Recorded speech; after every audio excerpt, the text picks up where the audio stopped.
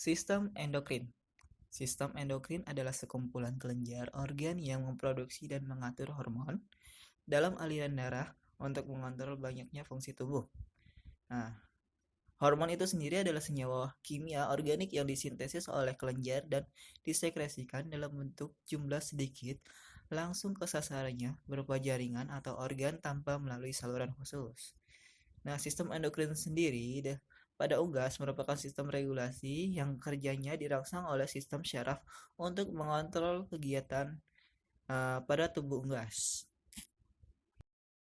Kelenjar pineal merupakan kelenjar yang berbentuk kecil, bulat, dan terletak di belakang hemisferium.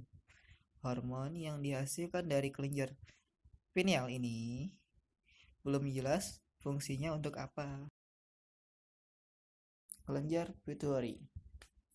Kelenjar ini berbentuk seperti ginjal, letaknya pada basis otak, terdiri dari dua bagian yaitu PPI atau anterior pars pituitary. Hormon yang dihasilkan dari bagian PPR ini yaitu follicle stimulating hormone atau FSH. Fungsinya sebagai stimulasi perkembangan folikel atau calon telur dalam ovarium. Lalu LH, luteinizing hormone, itu fungsinya sebagai proses ovulasi. Lalu selanjutnya yaitu LTH, luteotropic hormone, fungsinya sebagai proses penggeraman. Lalu thyroid hormone atau TH, fungsinya sebagai stimulasi gradula tiroid. Lalu ATH, adrenotropic hormone, ini merupakan fungsinya sebagai stimulasi gradula adrenal. Lalu GPH atau growth protein hormone, ini fungsinya sebagai proses pertumbuhan bulu. Lalu yang kedua yaitu PPP, posterior pars pituitary, terdiri dari dua hormon yang dihasilkan yaitu oksitosin dan vasopressin. Oksitosin atau pitocin ini fungsinya sebagai pengaturan proses penuluran. Yang vasopressin ini atau prestacin itu fungsinya sebagai kontraksi saluran darah. Kelenjar tiroid. Kelenjar tiroid berbentuk bulat, berwarna coklat muda, jumlahnya ada 2 dan terletak dekat vena jugularis pada batas leher. Hormon yang dihasilkan yaitu tiroksin. Tiroksin ini berfungsi sebagai pertumbuhan dan pigmentasi bulu dan kecepatan metabolisme tubuh. Kelenjar paratiroid. Kelenjar ini berbentuk kecil, terletak dekat kelenjar tiroid. Hormon yang dihasilkan yaitu parathormon. Fungsi dari parathormon yaitu mengatur metabolisme CA dan P untuk mengatur dekomposisi kalsium pada tulang dan kerabang telur.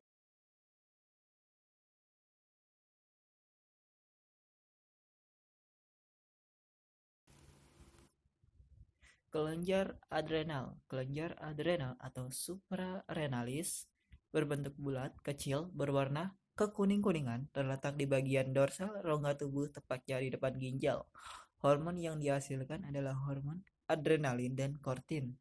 Fungsinya, hormon adrenalin berfungsi sebagai pengaturan tekanan darah. Kelenjar ini juga mempengaruhi aktivitas dari kelenjar seks. Kelenjar gonad. Testis menghasilkan hormon yang bertanggung jawab atas perbedaan sifat antara jantan dan betina. Kelenjar testis ini menghasilkan hormon androgen dan testosteron.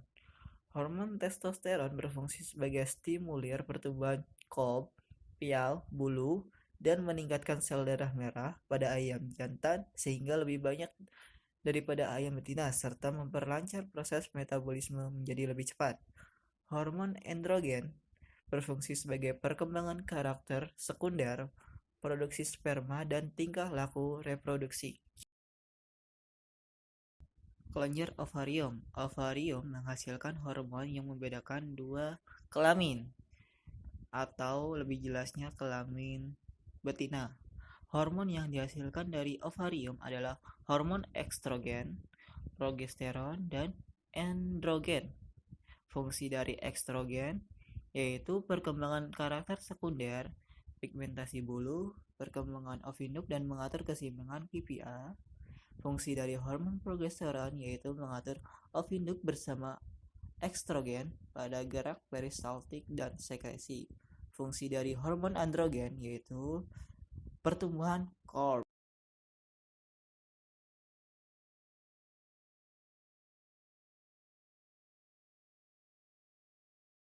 Sistem ekologi pada Aves. Ekologi sebagian besar burung menempati berbagai lokasi dalam ekologi di alam. Sementara beberapa burung umumnya menempatkan tempat yang sangat khusus di habitatnya atau berdasarkan di mana letak jenis makanannya berada. Bahkan di dalam sebuah habitat tunggal seperti hutan, area ini juga bisa ditempati oleh berbagai jenis burung yang bervariasi dengan beberapa spesies hidup di dalamnya. Burung ini juga mempengaruhi terhadap rantai makanan yang berlaku di alam. Ada beberapa jenis burung yang memakan biji-bijian atau serangga sebagai konsumen tingkat 1 dan 2. Ada juga yang memakan berupa daging sebagai predator tingkat atas.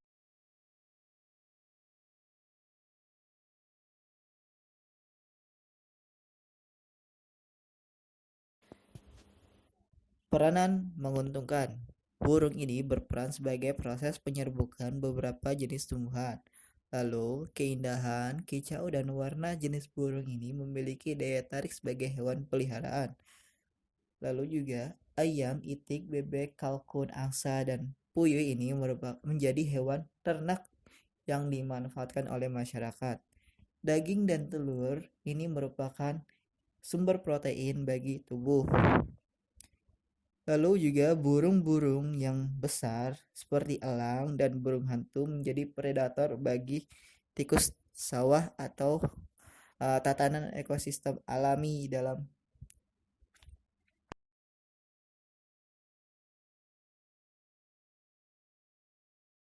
Peranan merugikan. Beberapa jenis burung merupakan hama bagi manusia karena dia memakan biji-bijian, tanaman muda, dan buah-buahan yang sengaja ditanam oleh manusia. Selain itu juga, burung juga bisa